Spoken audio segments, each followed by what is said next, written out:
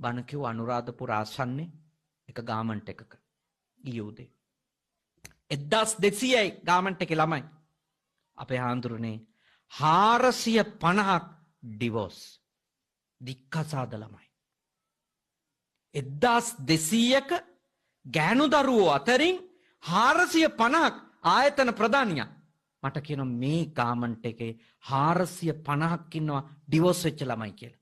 කවුද ඉන්නේ? 100%ක් සිංහල බෞද්ධ ළමයි. ළමෙක් එක්ක දෙන්නෙක් එක්ක මිනිස්සයා නැතුව ගාමන්ට් එනවා. දික්කසාද වෙලා. ඒ හැම ළමෙක්ම අවුරුදු 15 දී කසාදෙට තෝරගත්තු මිනිස්සු තමයි 21 වෙනකොට දාලා ගිහින් තියෙන්නේ. එක්ක අවුරුදු 16 දී ඕ ලෙවල් පන්තියේදී කසාද බඳින්න තෝරගත්ත මිනිහා තමයි 22 වෙනකොට ළමයෙකුත් බඩේ ඉඳිද්දි දාලා වෙන ගෑණියෙක් ගාවට ගිහින් තියෙන්නේ. අපේ දූලා තේරුම් ගන්න ඕනේ එකයි. අපේ දූලා අවබෝධ කරගන්න ඕනේ.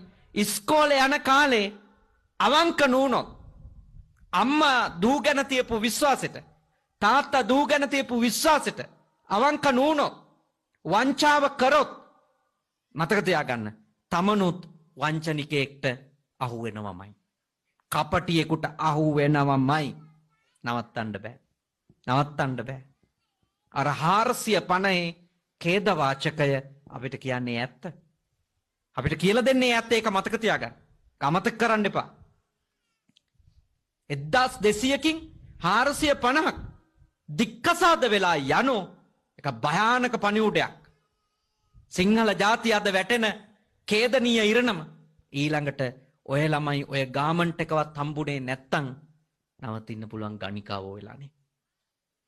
පිරිමින්ගේ අතින් අතට යයි සල්ලි ඕනේ හින්දා. ළමයා හදා ගන්න ඕනේ හින්දා. සමාජ රෝග හදාගනි. තව අයට පතුරවයි. මොන ප්‍රශ්න ටිකක් ඇයිද? අපි කොතෙන්ට යයිද? බුද්ධිමත්ව හිතන්න. දැන් හරි සිංහල මිනිහා බෞද්ධ මිනිහා හරියට හිතුවේ නැතොත් තමන් ගෙවන ජීවිත